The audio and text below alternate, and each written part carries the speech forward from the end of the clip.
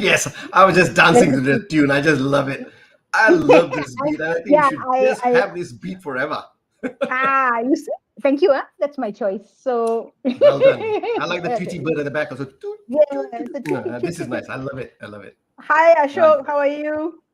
I am good. It's been a wet week, Yes, week and it's a back half. to raining. Yes, yes, yes. So, Yes. I'm a cool season girl, right? Right. So Right. yeah, it's the month of February. It's the month Yep. of Chap Gome. It's a month of Valentine's Day, and hopefully it's a month of rain and cool Singapore weather.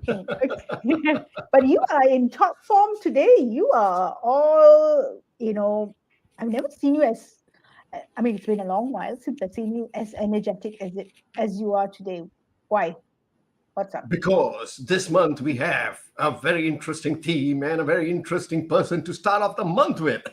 We're going to talk Okay. about Think Different. And Mhm. who do we have on board for the first show for this month?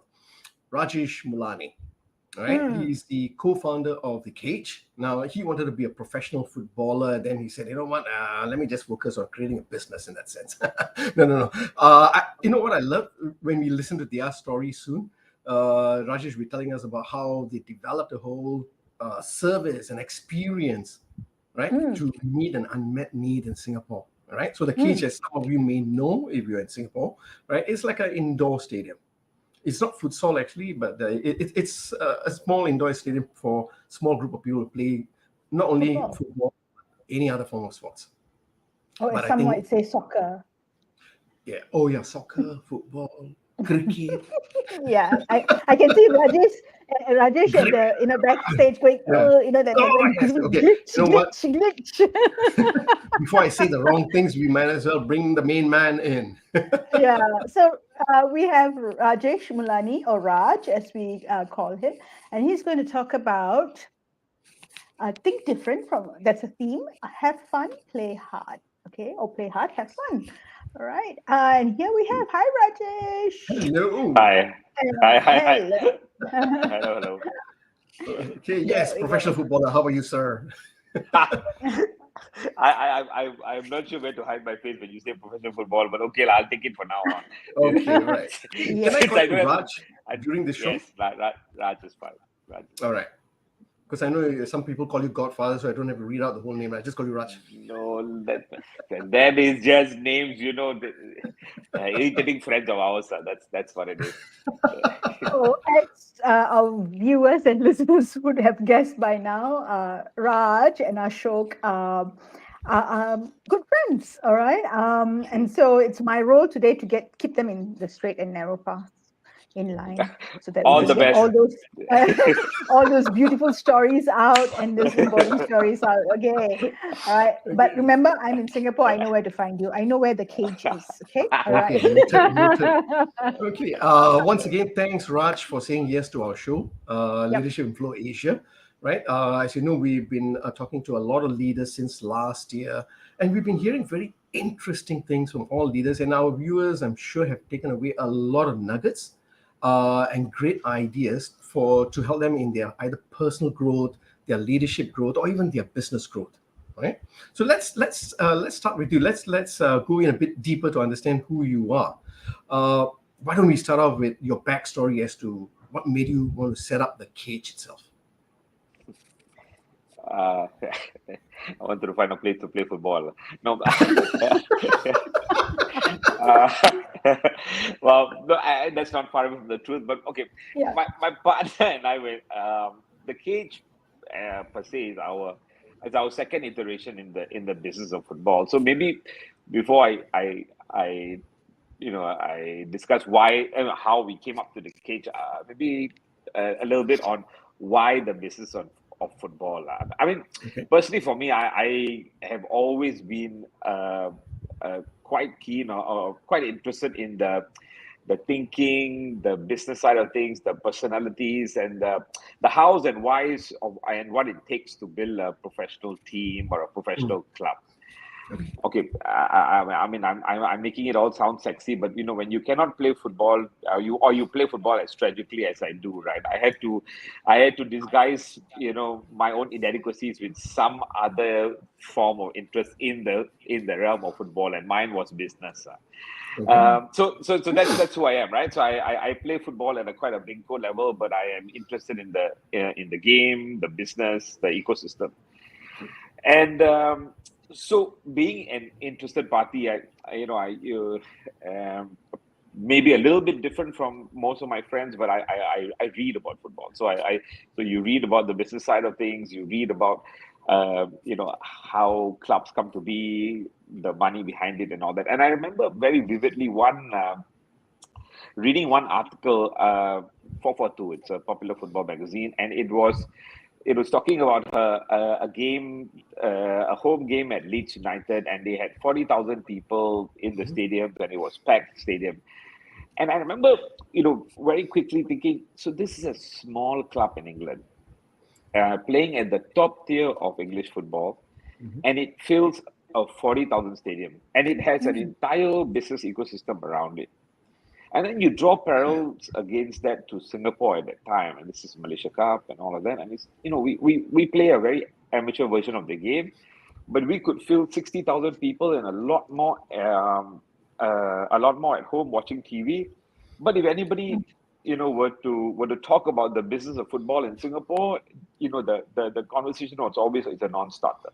So that for me was always surely there is an opportunity here. Surely there is an unserved market for the passion we have for football in this country. So that's my little background. Okay. I always thought there must be something here that can turn itself into a business, and that's something eventually kind of came to realize. That thinking was met with an opportunity with Puma Street Soccer. So I segue a bit, but my prior to doing what I'm doing now, my entire career was in advertising, and I was managing the Puma advertising account. Okay. And Puma at that time had this label called Puma Street Soccer. So it was a streetwear label, and I was doing the advertising for it. But my client had a whole host of games and activities that he could organize around Puma Street Soccer, but he had no manpower to run those games. So that's when I said, hey, this feels like there's something here. So I went up to him. I said, hey, I will run the games. He was of course shocked because I was his ad man.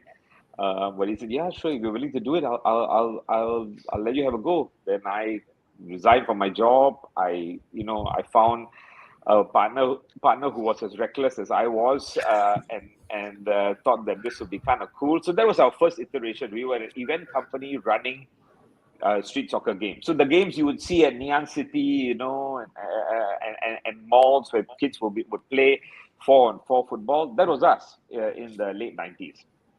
And it was very successful, bags of fun. But we were an event company, if you will, right? We needed to be invited, and then we'll come, we'll organize the games, we'll bring the infrastructure and all that. So that already was the seed where we said, okay, the second version of this, if we ever do, we will not be an event company, but we will be a venue. And we will build a venue where people will come to us, and they can come to us regularly and play the games. So really, many years down the road, after a 3-year hunt for a location, and a realization that really executives who want to play football at an amateur level, you can't. You can't find a place to play. You can't find a place to play at night. It's really difficult to find a team to play unless you play competitively. So if you want to play the Bangkok level of football that I play, or as I thought many of my friends would play, you need another venue for it. So yeah, so in 2005, after a 3-year hunt for a location, the cage was born. So now I have a bags of fun telling my wife football is work.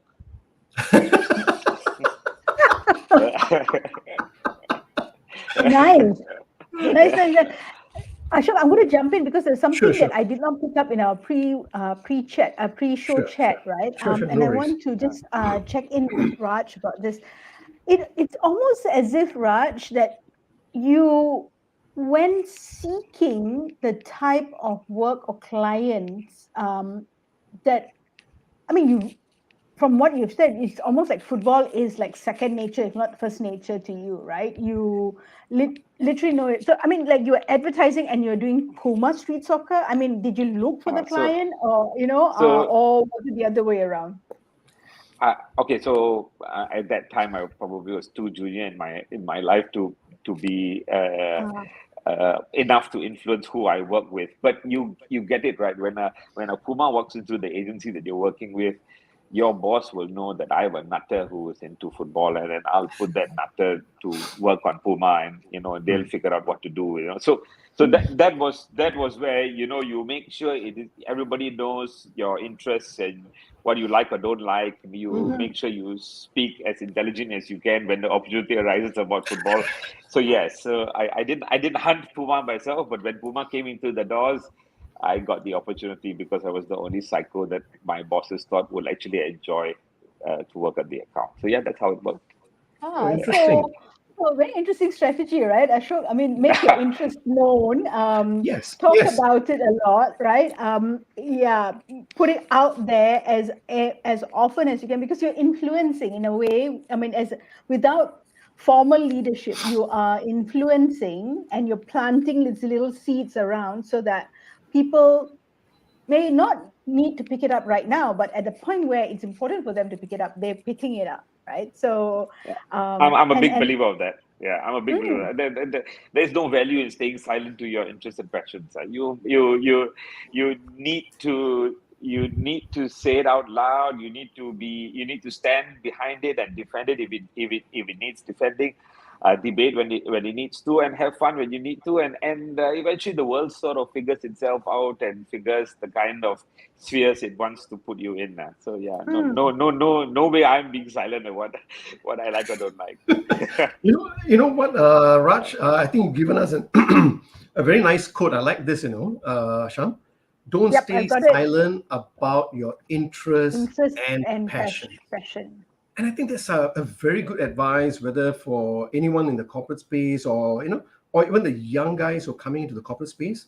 Talk about your interest, talk about your passion, let people know. And like you said, if you have to defend it, because take a position, right? And talk Yes, about it, yes. and what I see is you saw an opportunity where your interest came along with an unmet need, Yeah, yeah, right? Whether the absolutely. yep, because yes, Puma had the services, but they didn't know, they didn't have the venue or the people to come together, and you help organize it through the events.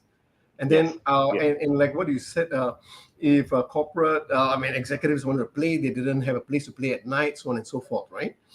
yes. Because back those days for me, when I used to play football or soccer, whichever you call Hmm. it, back in the 70s and all that, right? It was climbing over fences or going under the drain, right, into school compounds on the weekends and playing in the school football fields, you see, with the neighborhood guys. And that's the only option we had Yeah, those days.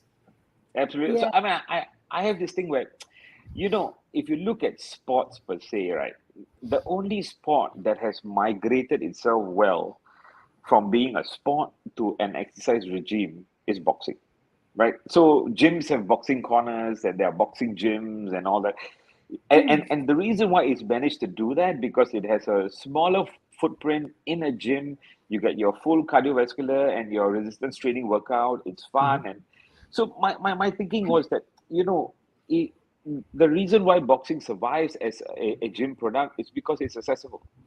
So if I thought that if we could do something similar to football, make it Mhm. accessible, make it indoors, make it whether independent, it is always on, then I could play football 2 3 times a week with my mates, and then now suddenly this is my gym workout, right? And look, I mean, you don't feel like a hamster running on a treadmill. It's so much more fun than that. You got 10 of your friends, you're having a game, it's a good intense workout, and it's always on. So that was the thinking, right? Mm. I felt like we could mimic boxing and make football an exercise routine because it is always on.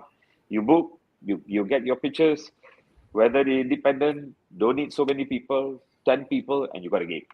Nice, nice. Mm. So I see that there's a thinking here where you were looking at what are the different parallels to different sports, and they're thinking in terms Yes, of the different value propositions you can bring in. So when did it become more than an experiment? Because obviously there was some hypothesis that you were testing yes. out along the way, right? So at what point of time do you say, hey, this can be taken to the next level, more than an experiment?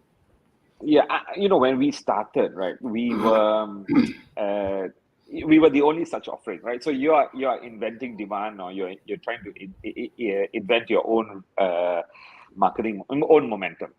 Okay. So we got our fair share of attention, and even though there was a period of anxiety because we didn't have any reference points, right? We were charting a new venture for ourselves. Uh, Very quickly, we knew that we were onto something. I remember, by month 3, we were full with a Okay. long waiting list of customers, and yeah, you still exist in with that anxiety. Is this a fad or a trend? Is this going to go away and all that? Mm-mm, But mm. but we had done our fair share of homework. We had visited quite a few futsal pitches in Malaysia. On the net, you make references of the experience of venues when they launched. England was a big thing because they had a big indoor football ecosystem. So we tried to learn from them, and Okay. that gave us some very reasonable confidence. Hey, we're on to something here. So really, I would say by the half a year after we launched, we knew we got to get cranking already, and we had all these plans to slowly tweak our product and improve. Immediately, we knew we couldn't work on that because day to day we were already bursting. Right. So by the Mm. end of our second year of operation, we had tripled the capacity that we launched with in on day one. And and after that you keep going, right? You already know you've got a momentum now. You keep going. In the first 3 years, we were the only one of our kind. We didn't have competition, Mm. and it gave us a good head start, a good runway to really fix all the things that we felt okay. We did get it right in version 1. Going to keep going. So yeah, kept Okay. improving. So very quickly, it was very quick. We knew we were onto something, but it needed now. Okay, this is no more a hobby. This is no more a place where me and the mates are going to play twice a week, and hopefully the other day some other friends come. No, Right. very quickly we are going. Whoa, this is something serious here. Now let's put off all the foundations and the pillars in place to turn it into a business. Okay. Okay. So, Uh, so Sorry. Stop. Wait. Okay. So, very quickly, you said very quickly you realized that it was more than just a hobby, and it has business potential, right? So Yeah. what you did consciously or unconsciously is you tapped on an unspoken need in the market, right? The need to go find a venue to play, right? Um, was it something that was driven by your knowledge of what's missing in the market, or was it driven primarily because of your love? I mean, anybody who's heard you so far cannot miss the fact that you live, breathe everything football, your poor wife. Okay, but then again, never mind. That's a different question. uh, yeah. So was it an either or situation? How did you see it? Was it me going and saying, I love this, I know this thing, I'm going to just go and give it a go? Or were there signals that you picked that and you'd research the market to say, okay, there's something in here that is worth from a business perspective, it's worthwhile us experimenting. So, okay, I'll tell you, demand-wise, right? Mm-hmm. I belong to a group of friends who play football once a week, twice a week, and you, if you're not if you're not a competitive player, you're an amateur player, and you want to kick about as opposed to a serious game, you are really a refugee, lah. You go where Mm, there's a small plot of land, and people bring bags and sticks, and that's your game, right? mm, So all that kind of rationalizes itself when you are a student, but when you are an adult and you want this to happen regularly, and you play in parks that have potholes, and you get injured, and the injury is painful enough, but then walking through the door into your house and your wife sees you're injured, that pain is going to extend the whole week, and she reminds you how you should not be playing. So you have to so very quickly we knew, okay, look, there is a demand, but mm, I tell you the big source of anxiety for us is that we knew there was a demand. We could not really say how much people were willing to pay for it, because our competition when we opened was free, right? mm, Our competition mm, was a Yep. space at East Coast Park, and you and your mates go and kick around, or a basketball court. So our competition didn't charge, and we charged. So really, we were creating something completely on ourselves. So that was our source of anxiety. What was the sweet spot? Um, so yeah, the knowledge of the demand, I would say we had, because we were our own customers, right? But the mathematics of the business around it, okay, so that's your anxiety, right? That's where you say, okay, this is what people are willing to pay for a game of bowling. This is what people are willing to pay for 2 hours of a movie time. This is what people are willing to pay. So let's say if that's my reference, here's 2 hours of football, right? And it's good football, great venue, weather independent, world class turf, well ventilated, mm, easy to book, friendly places to go. Hi, how are you? Good to see you again. That was a great goal. My club feeling. So why would mm, you pay for that, right? So that was what we had to figure out. Mm. mm. And yeah, so that was our anxiety at the start. Yeah, so what you shared just now is the figuring out of what that value proposition would be, right? And what would the exchange, the equitable, fair exchange that people would be willing to make. How Yes. did you deal with the anxiety internally? Okay. A few deep breaths every once in a while. But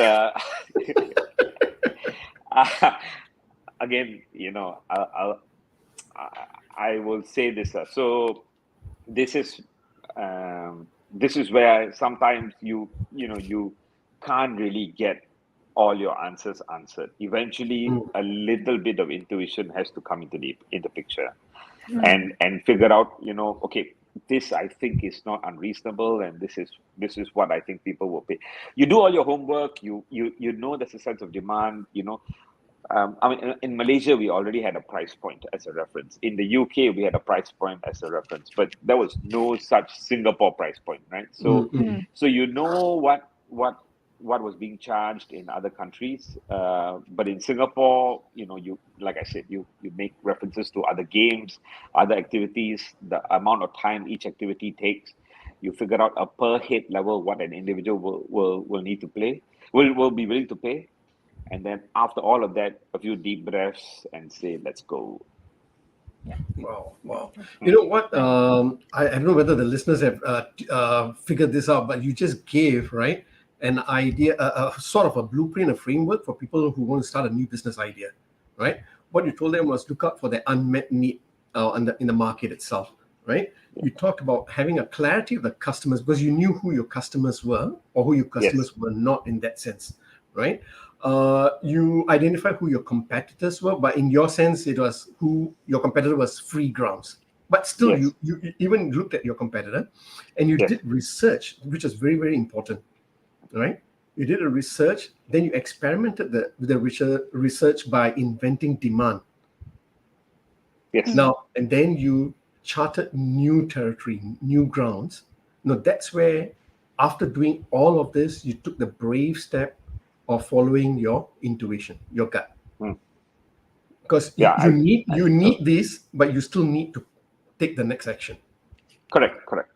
You Wow. need to make that decision of intuition on the backing of some confidence. It cannot be pure recklessness because I Yes. feel today the wind is blowing this way. That's why it has to be on the basis of some homework and a fair amount of work that you've invested into Sure. to get to, and then finally go, this Yeah. feels right. This feels like the sweet spot. Fantastic. And like any business, I suspect there were times where you got it right, and there were times you didn't get it right.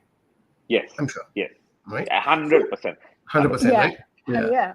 Or you needed to do tweaks. And Ashok, there's a very good recap in terms of that framework for a new business idea, right? And it's not Yeah. just from a perspective of entrepreneurs. If you think No, about for corporates, for professionals, right? We at different points in our career, we are exactly. presenting new ideas, whether Mm, it's something that will go to market or it'll be something in terms of processes or systems, right? exactly. We are doing it, and there is an element of the unknown, Mm, Yes. right? The unknown, mm, right? And I suppose, and not I suppose, we know that element of unknown becomes lesser the more you do your homework and you mm, check and verify what maybe your instinct is telling you, or what is the data telling you, right? And I think this is an important point, and I'd like to re-emphasize what you you summarize, Ashok, because I think there are many out there who intuitively know something should go in a certain direction, and they do yep. one or two things. They either don't do the homework, or don't do the homework enough, or the right kind of homework, Mm, mm, or groundwork, or they do the homework and then they chicken out at some point, right? And I'm Mm. using that word very, very consciously, because you do, for some reason, you do your homework, everything there says it, but there's like, I've not nailed it 100%. Nothing is yep. 100%, right? Yep. Yep. It's very rare that you get something that's 100%. So thank you, Raj, for putting it out there, because Mm, um, someone will say, oh yeah, because he's got an entrepreneur spirit, that's why he's willing to take risks like that, right? I think you've just proven that there's anxiety. You Oh hedge yes. that yes, for sure. anxiety. Yeah, you For sure. hedge that anxiety or risk by doing sensible, important things that you cannot not do, right? No matter how Yeah. passionate you are about Yeah. what you're doing. Yeah. And, Thank you. So and don't I think forget, you said I take need 3 deep breaths. Uh-huh. yes, yes. Yeah, the So deep you were going breaths. to say something, Raj.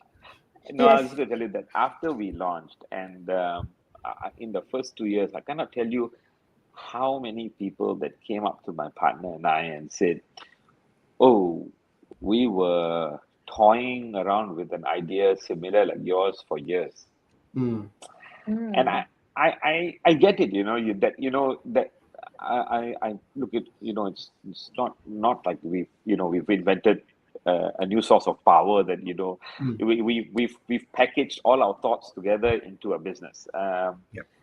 But eventually, at some point, you have to make the leap, and if you've done enough work in it, uh, I think you need to tell yourself, okay, do I have the confidence? Do I have the team? Do I have the partnership? And do I have the energy to go? And then you have to go. Mm, So the guys who came to us and said, oh, we were toying around with such an idea, and you guys did it. And I'm thinking, yeah, I get it. It wasn't easy for us as well. But yeah, sure. 3 deep breaths, you and your Mm. partner let's go, and eventually it's got to be done.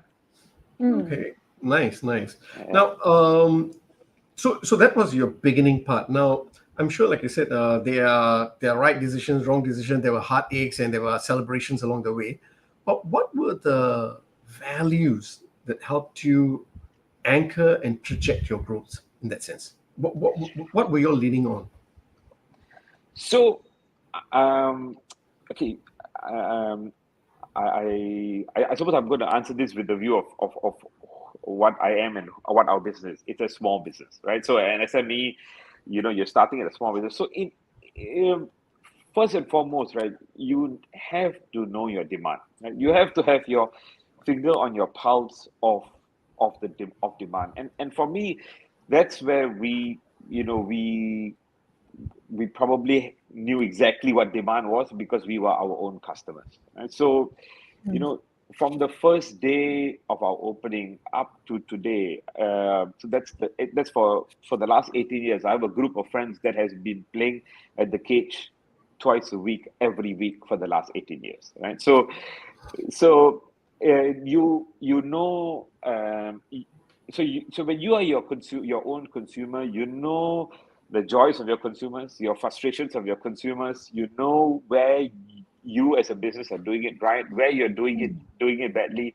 You know how to create some sense of loyalty. You know when you want to give a little bit of bells and whistles back to your customer. You know where you need to focus on and fix if you're not doing well.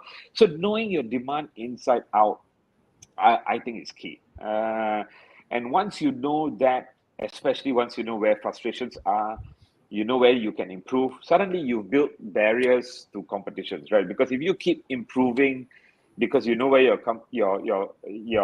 not doing well, anybody who jumped on the equation and copies you, which we've had quite a few, we found they always copied version 2 or 3 versions before because we've already moved on from that. Because they look at us, they snapshot us, then they open something else, and then but we've already fixed some of those things. So we found we've always been able to have a little bit of head start, but that really is because you know your demand. So that's for me the top of the equation. You know your demand. Okay. Now, secondly, all businesses started by SMEs, right? They start on the backing of the founder's energy. We dive right in. We are working the business. And you grow it, right. But very quickly, once you see that momentum, right, the founder's energy only going to take you so far, right? Very quickly, you need to know. Okay, so if I'm going to turn this into a proper business, then you need to develop systems, right? And these systems are going to be the pillars of your business. And over time your operational systems become more and more robust because you've committed to developing them, documenting them, and improving them. So that's for me a very important thing, because many businesses or small businesses like me, it's very sexy, to dive right in, to see the revenues and keep going, but the founders are the only ones that are the rainmakers of the business, and that's a problem. Because eventually founders get tired, right? So today, my partner and I can say we have a crackerjack team that knows their work, knows what needs to be, that's what needs to do. They know where the shortcomings are. They fix the shortcomings, and they come and tell us, boss, we need to do this. Boss, we need to do that. Boss, the customer is saying this. So suddenly we've got a lot more ears on the ground, a lot more intelligence on the ground. So that what happens here is that you develop corporate intelligence, which really is far more important than anything that you can care to mention in the world of business. Corporate intelligence about what are we doing, how are we doing it, how are we getting it right, and where are the pitfalls so that we can avoid it. That's something that I say has been a pillar of our growth. We've invested a lot to making sure we have systems in place. I mean, IT and tech is these are sexy tools, but we have our own ERP system now. We have our own online system. We have HR well-defined roles for our team. So there's a proper structure now, and now we can take on more. Now we can do more things, and we are trying. Right, we are doing a lot more things now. So the version that was launched at the Cage 18 years ago to our delivery now, it's night and day. But that is on the backing of systems. So that for me, I think it's a pillar. Right. One last thing I think any Okay. SME cannot ignore is marketing. Marketing. Yeah. So you imagine, right? We were inventing desire, right? There was no demand or desire to play in an indoor place, to play five-a-side football in an indoor place, right? Because that didn't exist, right? So you need to make sure you flex your marketing muscles that suits you. Was a bit helpful that I came from that background, so I had a sense of how I was going to do it. The big thing was we didn't have money, right? So you need to make sure that whatever you do, you punch louder than what the money that you can actually put down, right? So my email address is Reckless Raj. Our company name is We Wanted to Be Footballers Private Limited. Every individual our maintenance guy has a nickname that says Superman. So you get it, right? Everybody has a little nickname. Everybody has a superhero-ish thing, all designed so that everybody will, at every touch point, you will remember us a little bit more. Initially, we had these posters up at the cage where we will make fun of all other games. We say, if you can't have a good time playing football in an environment like this, please go and play golf. So you take that kind of tag, you take this laddish tag, you take that tone. You are not a professional environment, you are a amateur environment. You want to create this my pub feeling. We played with customers, so it was important, right? That all of this builds that whole momentum. And today I dare say we are blessed with loyal customers. So this for me are some of the pillars, know your demand, build your systems, and for us we had to invent desire. So marketing and the shape of it all was very important. And thankfully, we are in a decent place now. All right. No, again, you've given very good ideas, not only for SMEs, but individuals, for corporates and all that. It's about having your corporate intelligence, knowing your demand itself, knowing what's your strength, where are your gaps, and developing sustainable systems, extremely important. Right. And also marketing. And marketing is very, very important. And like you said, you invented desire. I get all of that, and I love hearing your success stories in that sense. But I need to go back a little bit about the pains also, because there would be certain, because you built a culture. What I'm hearing is you built a culture, whether consciously or unconsciously, you have built a culture here where everyone is having fun, enjoying, and you said you have a great team, right? And I don't think that would have taken overnight. It would have taken some time. Can you tell us a little bit more about that? About your pains, your struggles along the way, and what were the values that you anchored on? So the team we have today is a completely different makeup of the team we had in our early years, and so we made quite a few mistakes in the people we hired, what they wanted to do, and because you didn't have processes, you would have the classic retail job. You will have pilferage, right? That's the classic retail fear, right? You will have pilferage, but you didn't have processes, you didn't have systems in place, you wouldn't know any better. The group of people we hired initially, they didn't fit, right? One, they clearly didn't understand what we were building, but to be fair to them also, there was no reason to expect them to do so, right? Because my partner and I are passionate and we feel we're building something, we're going to go somewhere. But, for the guys who you are hiring, I sometimes, it's easy to say they were wrong and they weren't good. But actually, I think the half of the problem was us because we didn't choose right? Or maybe we were not clear, So you can never just pinpoint it on an individual and say, oh, they were not right, they were not hardworking, they were not this, they were not that. I'm very sure we were not clear, or we were not thorough in the way we hired, or we didn't look at the value. So all of these things, right? This was, especially team building, was one of our biggest pain points. I would say the first 5 years was painful, right? Because every time you have a individual that didn't fit in the team in a small business, it's a very, very big problem because it's a very loud problem.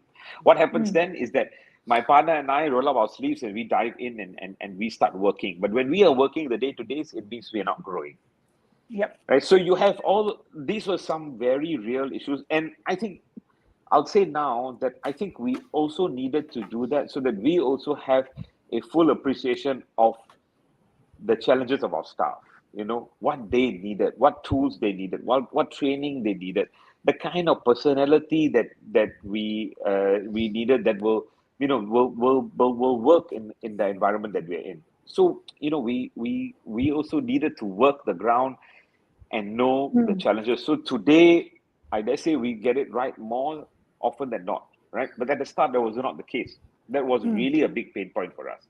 And at the start, we didn't have the systems, right? So a lot of it, like I said, was on energy. So Mm. when the founders' energy are waning, the business starts to falter, right? So today it's a little bit more structured. So, and actually, the strange thing is this: when you have structured and you have got systems in place, right? You don't become less energetic, you become more because you focus on the things that make most sense. exactly. So when somebody speaks to me about what I want to do about the cage, I can rattle off a lot more new things, and then they go, whoa, whoa, whoa, whoa, whoa, sounds like you've just started, but it feels like that to me because I've got a new project, and it's a Mm. yet another thing that I'm excited about, and but I think that for us is the little bit that we've done right, right? You build systems and pillars in place so that you can keep going on with energy. What you've But you're right, described, Ashok. yeah. Pain building teams was the toughest. Okay. Mm, And what I heard from building teams, thank you for sharing that, because I know it's been painful and you were very honest about it. And I like the fact that the first thing that you did was you looked within. That means instead of blaming someone else, right, you looked within your own leadership, yourself, your partners, and said, okay, what did you not communicate with clarity? What did you not do right? And I think that is an important thing for leadership growth, right? Looking within itself and said, how did I show up? What did I not do right? And the second thing I like that you talked about is you started looking at your staff's needs. How can you help them have fun? How can you help them be more efficient in what they do, right? Started Yes. putting yourself in their shoes as opposed to just treating them as digits to do a work, a task. That's Yeah. what I I gathered. think that's yeah. I think that's quite key. I mean, yeah, I'll tell you now that I'm very sure that we made more mistakes than we had banked on doing, but we did it. Like we made those mistakes. But I find that if you don't take responsibility when something goes wrong, and something goes wrong could be as simple as Mm. this stuff didn't work out. Actually, if you just say that stuff didn't work out, right, you're going to make the same mistake again. I think mm, it's much better to say my partner and I, we were wrong with that stuff, and why were we wrong, right? Mm. So, and then the next time you do it, it's unlikely you make the same mistake, right? You would be clearer. You would maybe scope the work better. You would find the right personality. You would probably give them a bit more training. So you would do a little bit more. So your chances of success becomes higher. mm. I want to just dive in a little bit more in one of the things that you said, right? Like when someone leaves, you had to roll up your sleeve and go in and do the job that was now the role was empty, right? And you Yeah. realized, you had that realization that when you did that, you went to the tactical, the operation stuff, the big stuff got left out, right? The Yes. big thinking, the strategic thinking stuff got left out. And you really very clearly illustrated what happens a lot of times in teams, right? um, and you talk about it from an SME perspective, but I think an SME is like a team. You can create it in a team in any organization, right? That sometimes as leaders we forget what our role is and what we're supposed to do, because sometimes what happens is that we come through through the line. What do I mean by through the line? It could be through the rank and file, it could be because of passion like you have, right? And Mm. it, and it's like very tempting to go in there and see, when you see something wrong, go and you know so what you describe is that chat, that push and pull kind of thing, right? do Yes. i do i Yes. go in and do something about it, or do I stand out here and see what's wrong and take a big picture view and sort it out once and for Yeah. all, right? Yeah. Because it's Yeah. very Yeah. tempting to go in there. I can do it, I know how to do it, and I can do it quickly. I know how to solve it, right? I think the connections that you made in terms of one, the alignment of the leadership pipeline, right? What I'm supposed to do at my level, am I doing it, or am I putting my time and work and in other spaces? That's an important takeaway, and I think we, as leaders, we need to remind ourselves of that. Number two, you also talked about putting the right person, the fit in that position, and taking accountability of your part in that, putting the right fit there, right? Yeah, yeah. And that's very important. So thank you for sharing that and voicing it out, right? Yeah. That we can only put the person in there if we know what we're looking for. Yes, Right? absolutely. And if we don't know, and we've not got, either we don't know ourselves, or we have not put systems to help do the check and balance, then we're going to always, we have chances of getting a wrong person or wrong fit. It's going to be very, very high, right? Yeah. So yeah, thank you for voicing that out. Some might say that, oh yeah, he owns the business, so it's easy for him to say he's wrong. So I have a funny story to add to this. Very good. With my partner, if my partner is listening, I'm sure he will want me to tell it. So, so I had a huge run-in with one of our GMs because we had a thinking in place on how we were going to allocate manpower and so on and so forth. And he kind of agreed, or at least pretended to agree. And then I was there one evening, and then I asked him to show me what is the manpower count that he's allocated for the day, and it was completely, ignored all that we had discussed.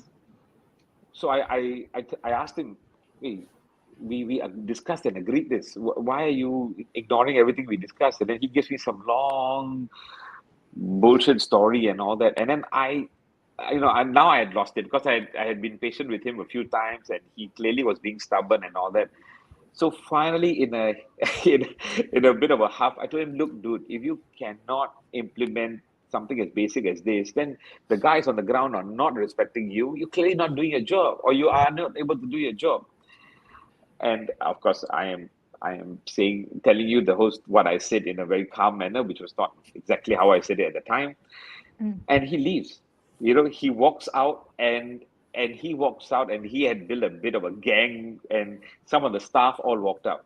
So now we had bookings that day all the way till 4 a.m. the following day, and we had no staff on the ground. So I pick up the phone and I call my partner. I said, "Hey, what are you doing tonight?" And he goes, "No, nothing." I said, "Guess what? You and I are running the show." And then I explained to him what happened and all that. So of course my partner comes. So we decide, okay, who's going to do what and all of that. Then finally he tells me, okay, I'll do the first shift, right? And then you go and take a nap, and then you do the second shift. So I slept through the night, right? Now, of course, he did wake me up. So, I blame him, right? But 2 days day, he says, this is what happens when you fire people on the spot.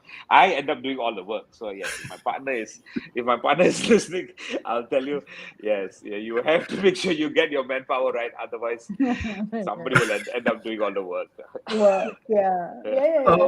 Before we hear more from Raj, right? Sham, I want to tell you what you mentioned earlier is something very, very important. You mentioned that in the corporates, teams are actually SMEs. Thank you for bringing that parallel, because that's how they should be operating, with an agile mindset, with the ability to pull their teams together, because it's a small team, regardless whether it's 20 or 100, it's still a small SME in that sense, is how they garner people. And you talked about getting the right people, and how do you keep your people inspired, Raj? So for me, okay, inspired is a big word. I'm hoping they are inspired, but I think you give them their own areas of accountability and responsibility. I think that's the first thing. Okay, I'm a believer of people, right? So I think if you give everybody their accountability and responsibility, then they will want to get it right? When they get it wrong, you come in and you help them and fix it up. But I think that's the first thing. Make sure they feel that they aren't digits, but they are real rainmakers to the process, right? I mean, the mathematics of rewarding, treating them fairly, treating them right, and all that doesn't go away. But I think cornerstone to everything is accountability and responsibility, and they make decisions. One of the things I really hate, right, is that when you have an environment where your one downs are making decisions on the basis of second guessing what they think you want. That for me is the absolute, the worst situation to be in any corporate environment, where they're not thinking what they think is right or wrong. They are thinking what I or my partner will think is right or wrong. So really, accountability, responsibility, and what comes with it, you have to really build that. I'll tell you, there's this one gentleman who worked with us, and he was an operational staff, and I liked him as an individual. He was quite nice to talk to and all that, but there were certain things that were just childish, just downright silly in the way he was doing things. So my manager came to me and said, "Look, boss, I don't see how this is going to work out with him." I said, "Okay, let's have a chat with him," right? And my chat with him was this. I said, "Look, we like you as an individual, right? We think you can make it work here, but I want to be able to treat you like an adult. So A, B, C, D, E, these are all childish conversations that I do not ever want to have with you, right? And if you can see yourself managing A, B, C, D, E, right, then these are the kind of conversations I want to have with you. What are customers saying? Where can we improve? How can we do better? Where are we lacking in your job? These are the kind of things. I don't want to talk about silly, childish things, and I want to deal with you like an adult." That's all I said to him, right? Because I kind of felt that he was also wanted, he wanted to, be part of the team. And really, that's the only conversation we had with this guy. And 3 days later, a new man. Wow. And then he's working well with the two other guys that he was not working well with. He was eventually the glue that kept that little team going and all that. So for me, I personally feel that that you have to be a believer and cheerleader of people. You have to treat them like as if everybody is an adult and everybody wants to get it right?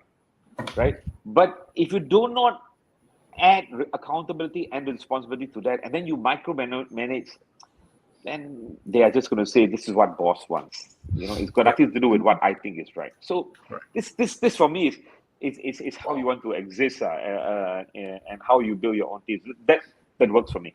Yeah. So what I'm hearing is, number one, be a believer in people, be a cheerleader for the people, right? Yeah. Give them the area of accountability, responsibility, right?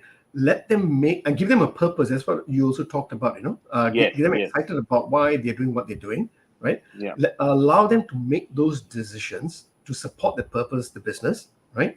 And in your story, what you did as a leader was actually you gave feedback on the performance, not on the person. Yeah. Right? You were not taking a personal attack. You were very brilliant. focused on the behavior, specific behavior, and you've given clarity of what not to do and what to do.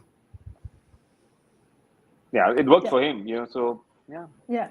No, what you just shared, I think a lot of them can learn. It can work with anyone, I think, because what you did was very simply, you did this is I think 3 or 4 step process, right? You said, this is the behavior that we saw and heard. This is not acceptable. Why? This is what we want to see happening. Right? So from a feedback perspective and from a conflict or drama management perspective, that's right. It's a very useful framework to use. That's right. Managing drama is one thing that many of us feel very, very uncomfortable. You rather avoid it than go and deal with it. Like then we avoid it, and it becomes a big drama. But that's a different thing altogether. No, I can't stand when the conversations in a corporate environment is childish. It's like don't do this, don't do that, why you do this? Oh my goodness. That fries my brains, I'm thinking, let's have adult conversations, You tell me how are things going? How can we make it better? Not need micromanaging silly things like that. Nice. You Okay. know, In yeah. the last 5 minutes, Ashok, I Yeah. think there are two questions we need to ask Raj before we lose him and let Okay. him go, okay, Okay. and do all the footballing thing. Um, the first question is, what perils have do you draw? I know you're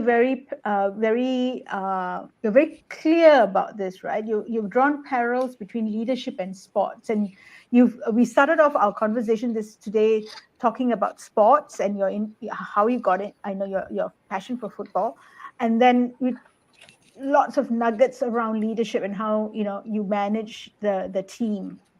So Mm. what are some, I think you have certain frameworks in your head, right? Or certain ways of conceptualizing it. Can you share that with us, please? Yeah, so okay, I'm a big believer in sports and its benefit to life and leadership. I mean, the first thing in sports, you lose more than you win, right? And I think that in itself is the biggest thing that we all need to learn. We all need to learn how to lose. And Mm, even if you ask people who are the goats of their game, right? You ask a Federer, to chalk up all his wins and losses from the time he was a youth player to his pro days, he will tell you he lost more than he won. And for me, that is what sports first teaches you, because it is life also. Life is also like that.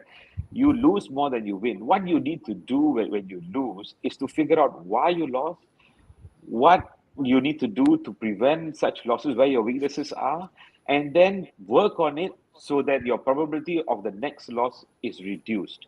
mm, And so sport teaches you that, you know how to balance and compartmentalize things.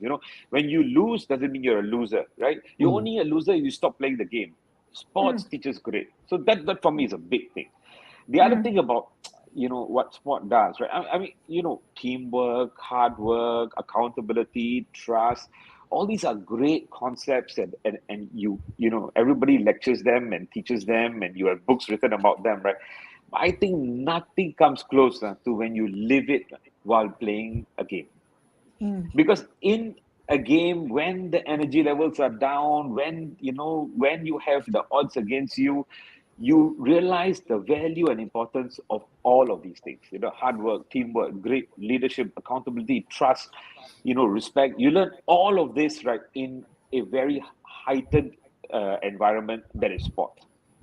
And and that for me is the other very big thing that sports teaches us.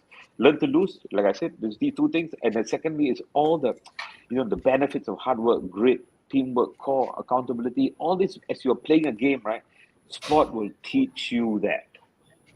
uh, mm, and I told Ashok this. I have this mantra in life that I think you learn from sports. Like, life and sport, you never wait for the storm to pass, right? You learn to dance in the rain. And in sport, right, there will always be some storm somewhere or another, but you have to figure out your dance, right? You don't want to get out of the dance, because then you stop playing.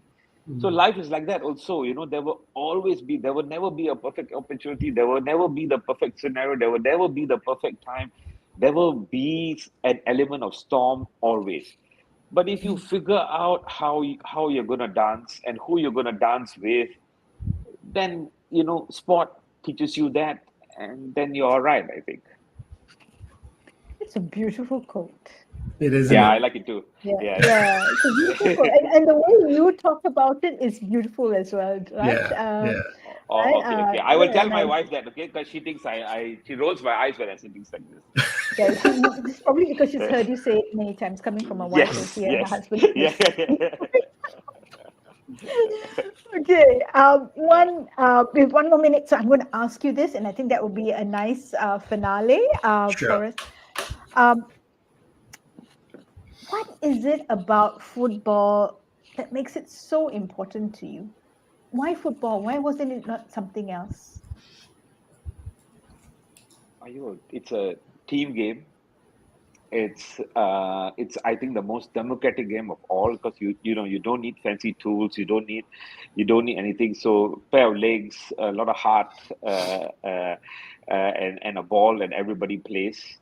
So there's a simplicity about it, but yet to win, you need systems, you need intelligence, you need some craftiness, and you need intuition. So that it's no for me. It's very easy to understand why it's called the beautiful game.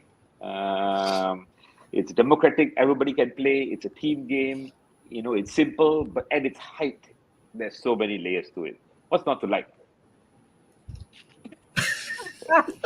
Yeah, I have to think about that before I come back with a rebuttal. Yes, absolutely.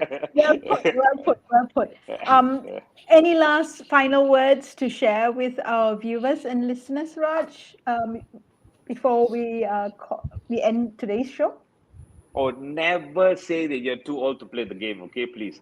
I have to bring age into the equation, because that's what many of my friends keep telling me now. Never. You're never too old. Yeah, there's a game ready for anybody at any time. Nice. Nice. Thank you so much for being with us today, Raj. My son sent me a message because they said I'm talking to the co-founder of the Cage, and he says, let's negotiate a lifetime membership.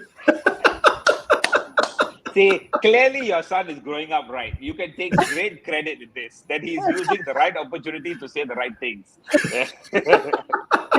So in lieu of payment, so I said, what's the exchange? He hasn't come back to me, so we'll talk to them. Please tell him he can reach out to me. Yeah, there's no freebie, because love and passion only goes so far. Yeah. But we will take care of him. Okay, very good. Thank you, Raj, for spending the hour with us. Yeah. Lovely parallels that you drew, and metaphors that you shared with us and with our viewers. Thank you so much. My pleasure. Yeah. And Ashok, anything to say before I?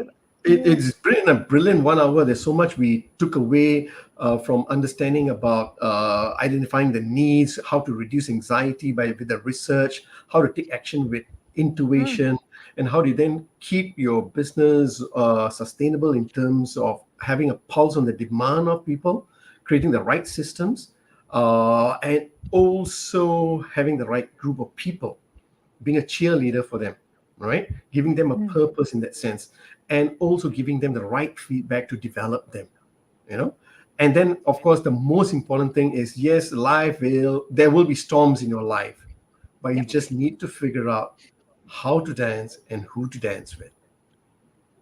Nice. So thank you very much, Raj. Thank you. Thanks, guys. There in the making. Thank you. Think about it. Thanks, Raj. Bye-bye. Yeah, thank you very much. Yeah, excellent. Wow. That was full of energy, wasn't it? Yes, right? Yes. You can just feel the passion coming out. Huh? You just want to go play football now or dance in the rain. He's probably running somewhere to go and dance in the rain. In some pitch somewhere in the Cage, something like that. So there's no rain in the Cage. Right. So wow. We summarized as we're listening to Raj, and as you summarized it before Raj went off. Lots of nuggets. We're going to put that up in a summary in a couple of days. So there's a good start to February. And I really liked how you linked corporate teams as SMEs. And I think this is a valuable, this whole 1 hour that we learned from Raj, corporates, teams in corporations can actually take all these valuable like SMEs, right? Exactly. Right? Yeah. Fantastic. He just gave us the ammunition to think about that, right? Very nicely. So, first episode of February, with a theme of think different, right? Yes, totally different. Totally different. And next week we are on board with another guest who also thinks differently about his role. And we'll have an interesting conversation around the language of business. A lot more of that when we put out the ads for next week's guest. Excellent. On that note, Always fun, Ashok. Loved your energy today. And see you next week or Right. maybe the week Have after. fun, All right. play hard, and dance in the rain. Yes. Oh, that's a lovely one, dance in Yeah. the rain. Bye, everyone. Bye, everyone. Take care.